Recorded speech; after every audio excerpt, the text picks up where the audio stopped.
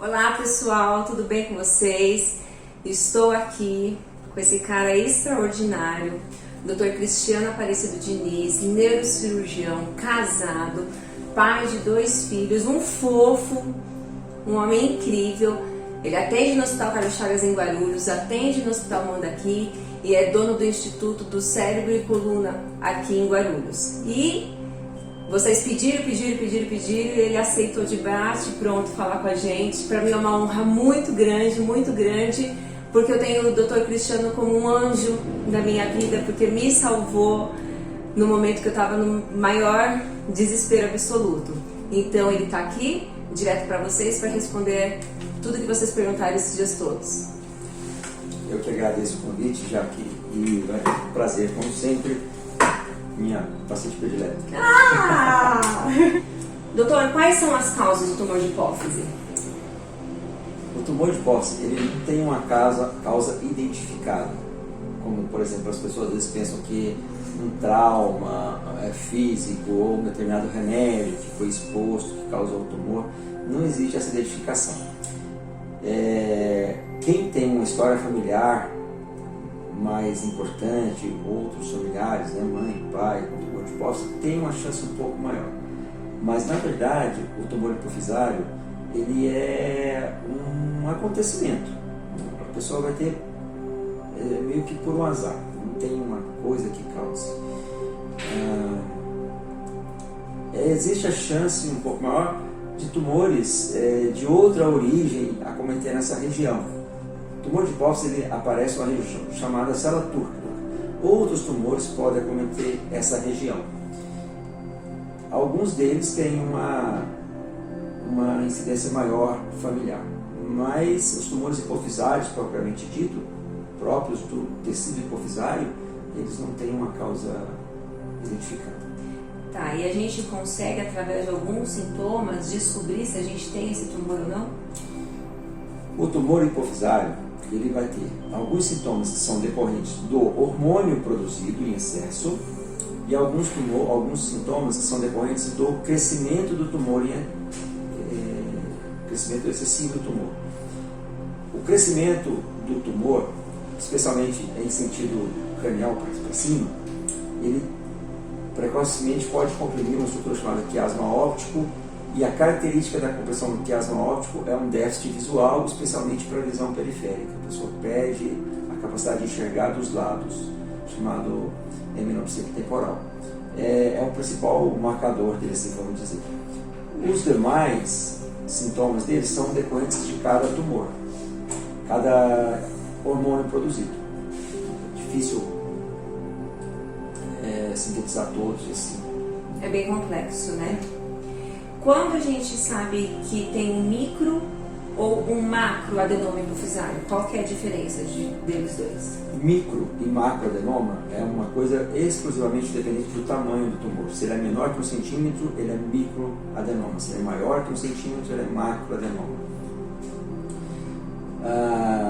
De modo geral, os microadenomas, lesões muito pequenas, que dão sintomas e levam a ser descobertos, são os tumores produtores de STPH, que elevam a quantidade de cortisol no organismo e dão a chamada síndrome de Cushing, ou os tumores produtores de hormônio do crescimento, do GH, que dá a acromegalia ou o gigantismo. Uma boa parte dos tumores hipofisários não produz hormônio nenhum. Ele é silencioso do ponto de vista hormonal, e aí sua percepção, o seu efeito, que o torna identificado, é pelo tamanho. A prolactina, por exemplo, os prolactinomas tendem a ser grandes. Ele dá um sintoma, que é a presença de lactação em uma pessoa que não está amamentando, a falta de menstruação nas mulheres, a alteração da libido, mas isso às vezes passa despercebido e você vai perceber já pelo tamanho dele, comprimindo o quiasma óptico e dando essa perda de visão visão periférica. Acho que é o sintoma mais frequentemente descoberto. Tá, e quando que a gente não, vocês médicos optam em operar o paciente? Quais são as situações? A gente opera, o tumor de hipófise tem indicação de ser operado em 3 ocasiões. ou ele não responde ao tratamento clínico com medicação. 2, ele responde, mas o paciente não suporta usar o remédio. 3, ele, apesar de responder, ele é tão grande que ele causa compressão dessas estruturas em volta, especialmente o quiasma óptico, e dá um déficit neurológico.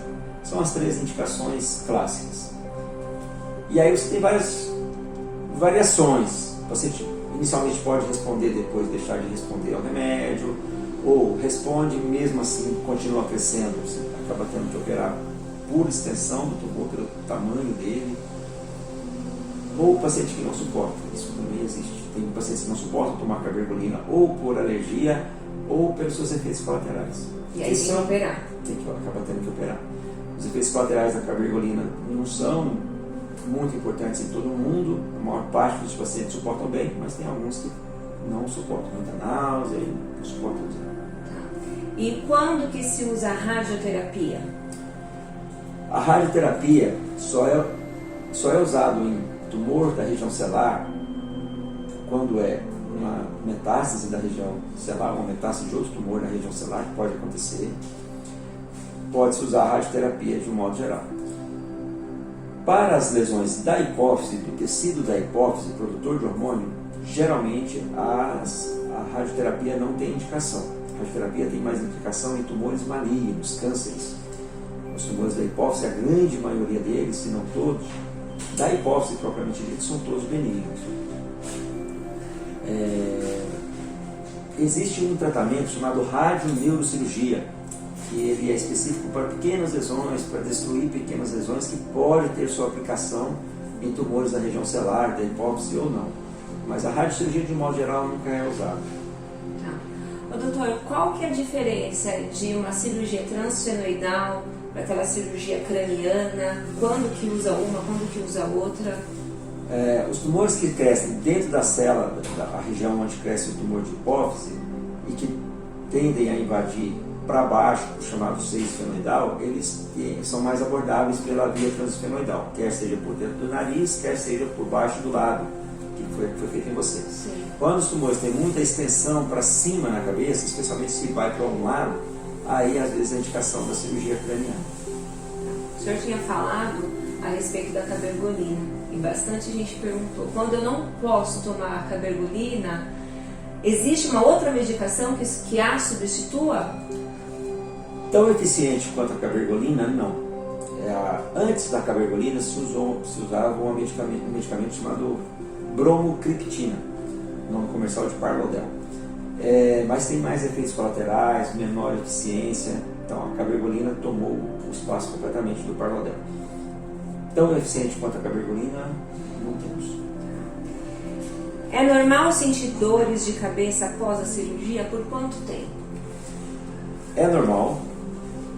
Tende a ser, quando a dor de cabeça é exclusivamente pelo tumor, tende a ser mais transitório, de menor tempo, mas um paciente que já tivesse dor de cabeça prévia, a chamada dor de cabeça primária, que não tinha a ver com a lesão da hipófise, que às vezes pela dor de cabeça se descobre a lesão da hipófise, mas a lesão não é a causadora da dor de cabeça, a lesão não é muito grande, enfim, não é a dona da dor de cabeça, às vezes você opera e aquela dor de cabeça não melhora. O paciente vai ter que tratar a dor de cabeça separadamente. São duas coisas separadas, por mais incrível que pareça. Pois é. Comigo aconteceu isso, né?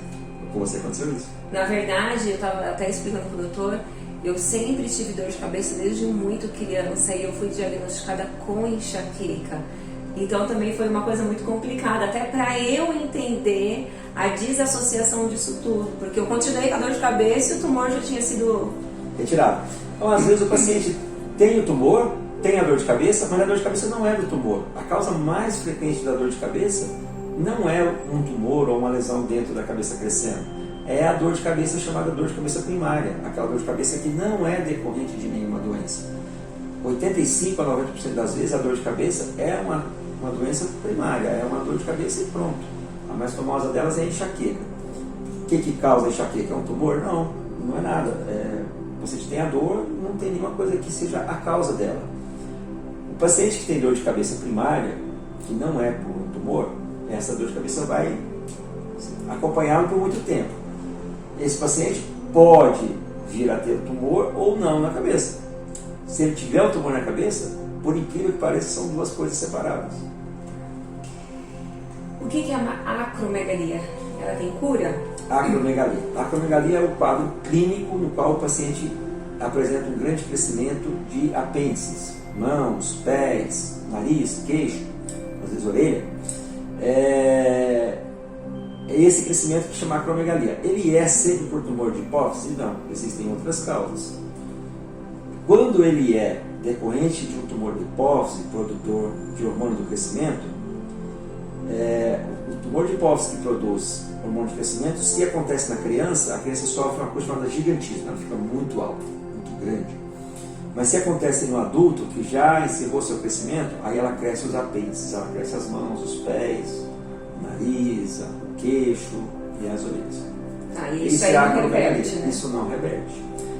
Por mais que você opere, tire o tumor, normalize a produção do hormônio de crescimento, mas esses órgãos que cresceram muito, eles não diminuem de novo. O paciente que tem isso, por exemplo, ele costuma ter mãos grandes. A mão é grande porque o osso cresceu, mas também porque ela incha. Esse inchaço reverte. A normalização do hormônio reverte o inchaço da mão, mas o crescimento ósseo não. E o Cushing? O Cushing é um quadro clínico decorrente da produção excessiva de cortisol. Ele é produzido em mais de uma doença, pode acontecer em mais de uma doença. Uma das principais causas é o tumor de hipófise produtor do hormônio liberador do cortisol. Também é uma doença que, ao ser operada a hipófise, normaliza-se, mas ele pode ter efeitos sequelares.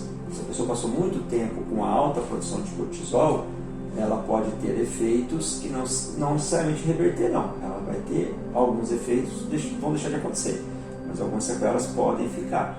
Por exemplo, as estrias que acontecem na pele. Essas estrias, a reversão da produção de cortisol não reverte necessariamente a estria. Sim. Mas que a pessoa possa, por exemplo, emagrecer, perder a tal da gordura centrípeta, né? A gordura em torno do tronco, mas às vezes as estrias ficam lá.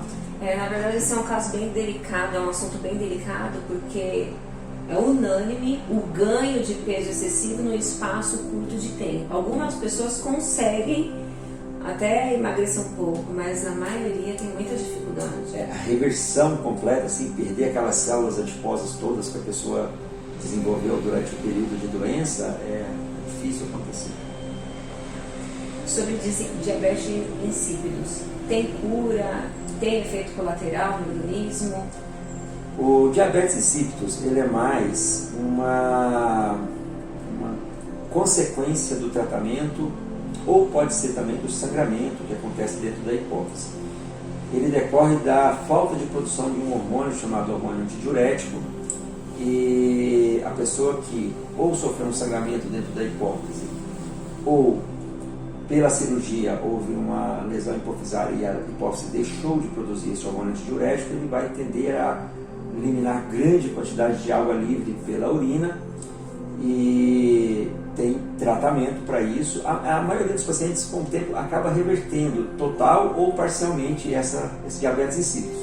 Para aqueles que ficam com diabetes de modo permanente, existe tratamento com o uso regular do hormônio antidiurético intranasal ou intradérmico.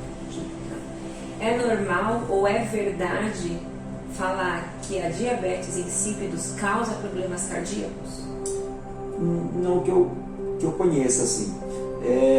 Um paciente que tenha, porventura, insuficiência coronariana, como no diabetes insípidos o paciente perde muita água livre, ele pode sofrer uma diminuição do volume intravascular, o volume de sangue, e eventualmente pode disparar, piorar uma doença coronariana, mas por si só causar uma doença cardíaca, não comigo. Pessoas acometidas pelo tumor de hipófise, qual que é a expectativa de vida que a gente tem? Então, essa é uma das perguntas que é difícil responder. Por quê? Porque ela é extremamente dependente do tipo de tumor, tempo de doença que a pessoa ficou exposta antes de passar pelo tratamento. Se a pessoa tem um tumor hipofisário produtor de prolactina, por exemplo, ele tem relativamente um bom prognóstico. É uma doença que responde bem ao tratamento, uma vez normalizado a produção de hormônio da prolactina, a pessoa não costuma ter sequelas daquele tempo de doença. Agora, se o paciente é, por exemplo, portador de um tumor de hipófise, produtor de hormônio de crescimento, isso já dá alterações cardiológicas, dá outras coisas que, mesmo tratando o tumor hipofisário, às vezes ficam a sequela, uma outra doença. E essa outra doença pode limitar a expectativa de vida, não tem como generalizar.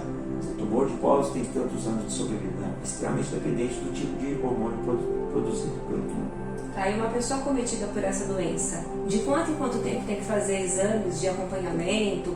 Quais são os exames base de acompanhamento? Pra gente viver bem, né? A gente tem que viver bem, pelo amor de Deus! Então, Jaqueline, não tem como assim a gente encerrar isso numa pergunta dessa, porque assim, se o paciente tem um tumor produtor de cortisol, por exemplo, ele vai precisar de visitas mais frequentes, saber como é que anda, se o paciente ficou com diabetes mellitus no caso, né? Se está bem controlado esse diabetes ou não, se não está, precisa controlar. Já se o paciente operou um tumor produtor de prolactina, é mais tranquilo. Se ela está bem, não está tendo novas alterações dos ciclos menstruais, não apresentou novos episódios de perda de libido, de lactação, a princípio, uma vez a cada 2 anos, 3 anos. Qual que é o índice de recidiva? Nesses casos, se opera novamente? Recidiva. O que vai definir se é melhor reoperar ou não é principalmente se a recidiva, se o tumor que recidivou tem outro tratamento ou não. Se você opera um grande tumor de hipófise, e ele é produtor de prolactina, e o paciente às vezes nem respondia bem antes à cabergolina, mas ele passa a responder e ocorre uma recidiva, você dá cabergolina, não precisa reoperar. Se o paciente tem um tumor de hipófise produtor de hormônio de crescimento, não tem um tratamento eficiente com remédio para essa doença, se ele recidiva, provavelmente terá que reoperar. Tem que tirar aquela lesão toda. Tá, e as sequelas? Às vezes, com mais sequelas do que a primeira cirurgia. Uma vez que a primeira cirurgia não conseguiu ser radical, a segunda talvez tenha que ser mais eficiente, no sentido de se extirpar o tumor de modo completo. Doutor, lesões no quiasma óptico, isso reverte? Então, essa pergunta ela tem 2 interpretações. Se eu tive um tumor de hipófise, ele sangrou, ou que não sangrou, mas na cirurgia houve uma lesão de quiasma óptico. Essa lesão, vamos dizer, meio que sequelar, ela tende a retornar, ela pode melhorar parcialmente, completamente, ou não melhorar nada. Não tem como saber qual vai ser a evolução. Se essa lesão que a pessoa se refere eu tenho um tumor de hipófise e há uma parte da lesão no quiasma óptico. Dá para tratar isso? Dá para tratar. Tem riscos? Tem. Infelizmente tem, mas se for possível é melhor tentar tirar, especialmente a depender do tipo de tumor, de hormônio, que esse tumor produz. A partir de agora, ele vai responder perguntas específicas e vai falar diretamente com quem perguntou. E a gente tem a Cláudia de Pernambuco, o marido dela que tem o tumor, é o marido dela. Ela perguntou, tem como tirar só com medicação recidiva de acromegalia? Então, a acromegalia provavelmente é um tumor de hipófise produtor de hormônio de crescimento, GH. Existe algum tratamento só com remédio para esse tumor? Não existe. O tumor de hipófise produtor de GH, o tratamento dele, a princípio, é a retirada cirúrgica da lesão. Existe uma possibilidade de tratamento que é a radioneurocirurgia para alguns tumores, principalmente em lesões pequenas. Daí tem que ver com o radioneurocirurgião se a lesão residual que ele tem é acessível para a radioneurocirurgia. Medicamento só para tumor do hormônio de crescimento não costuma ter boa resposta.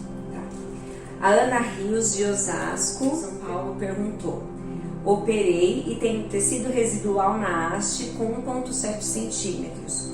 Como tratar?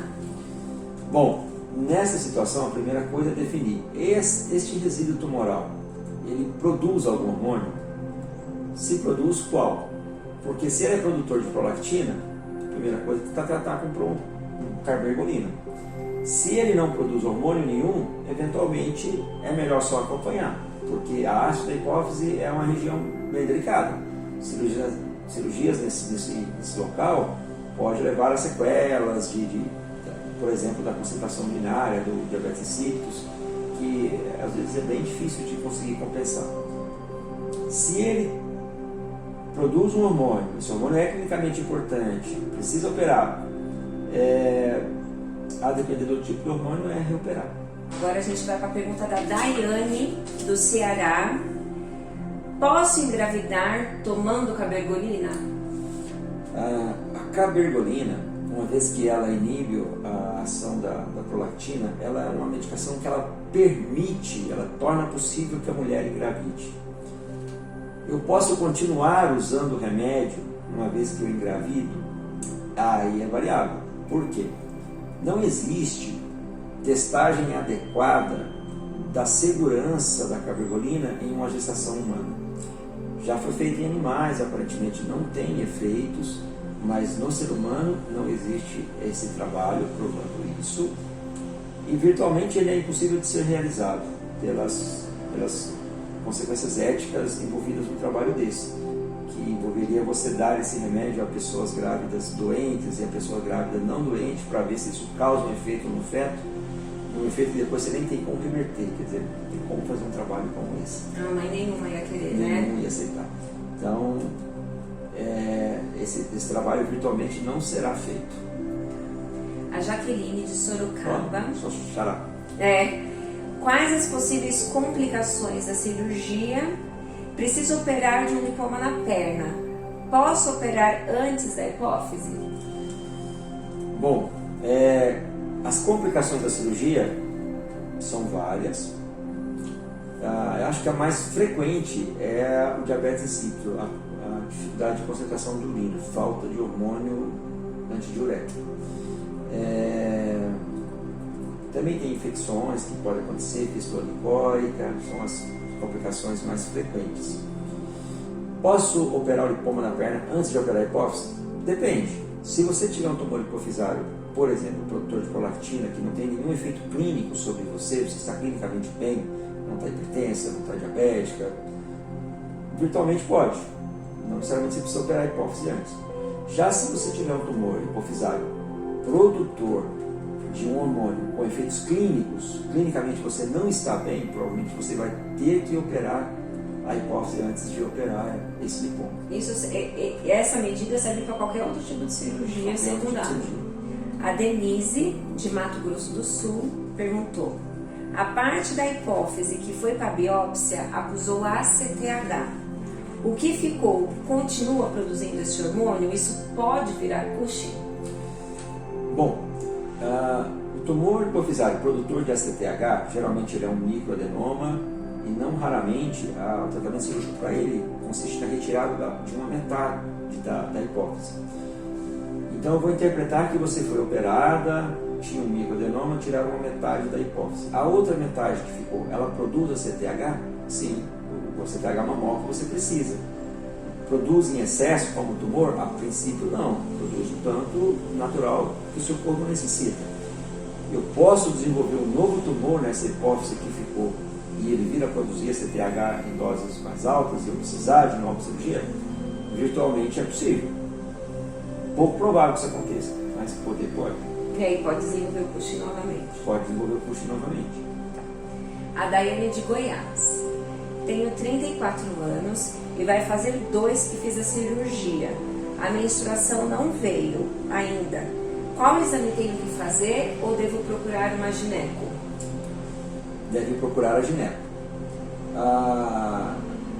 A menstruação é efeito de vários estágios de efeitos hormonais, num eixo lá de atuação chamado eixo hipotálamo hipofisário. O tumor de hipófise não é a única causa. A pessoa pode ter outra causa nesse eixo que está impedindo os ciclos menstruais normais. Então, acho que a coisa mais importante é procurar o ginecologista para tentar avaliar isso melhor, eventualmente ver se tem outro hormônio em excesso, se for o mesmo de anteriormente, eventualmente precisa de nova cirurgia, enfim, um tratamento adequado, seja ele qual for, tem que investigar. Melhor procurar o ginecologista. Não dá para pensar que isso é normal, tudo bem, vou continuar esperando.